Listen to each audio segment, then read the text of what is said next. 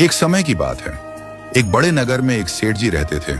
सेठ जी के पास अथाह धन संपत्ति थी। मान सम्मान की कोई कमी नहीं थी। उनकी एक इकलौती बेटी थी जिसकी उन्होंने बड़ी धूमधाम से शादी की, एक प्रतिष्ठित और सम्मानित परिवार में। लेकिन दुर्भाग्यवश विवाह के कुछ समय बाद ही बेटी का भाग्य बदल गया।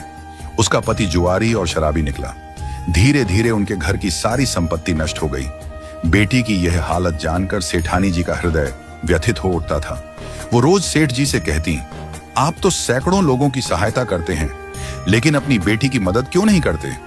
वह अपनी ही किस्मत से जूझ रही है। सेठ जी शांत भाव से उत्तर देते, जब उसके भाग्य का समय आएगा, मदद स्वयं चलकर उसके पास पहुंचेगी।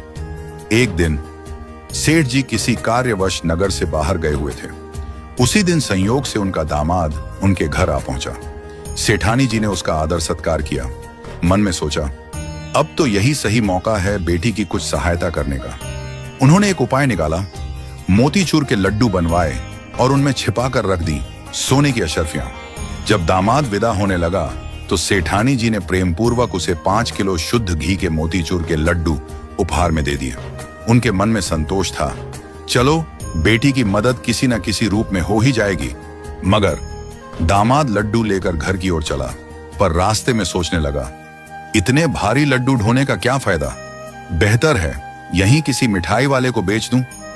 उसने पास की मिठाई की दुकान पर जाकर वे सारे लड्डू बेच दिए और जो पैसे मिले वो जेब में रख लिए। उधर सेठ जी उसी दिन लौट रहे थे। रास्ते में मिठाई की दुकान पर रुके और लिए कुछ मोतीचूर के लड्डू खरीद ली।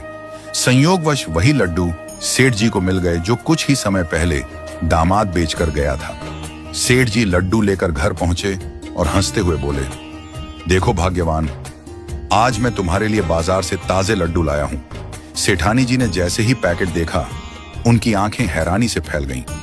उन्होंने एक लड्डू तोड़कर देखा और भीतर से वही सोने की अशर्फियां निकली जो उन्होंने अपने दामाद के लिए रखी थी। वो माथा पकड़कर बैठ गईं। सेठ जी को रोते रोते सारा वृत्तांत सुनाया। सेठ जी मुस्कुराए और बोले, मैंने पहले ही कहा था भाग्यवान, जब उसके भाग्य का समय आएगा तो सहायता खुद चलकर उसके पास पहुंचेगी। देखो, न वो अशर्फियां उसके भाग्य में थीं और न ही मिठाई वाले के। इसलिए कहते हैं, भाग्य से ज्यादा और समय से पहले किसी को कुछ नहीं मिलता। इस कहानी से हमें क्या सीख मिलती है? जीवन में जो कुछ भी हमें मिलता है वह भाग्य और समय के अनुसार ही आता है। कभी कभी हम किसी की मदद करना चाहते हैं, लेकिन अगर उसका समय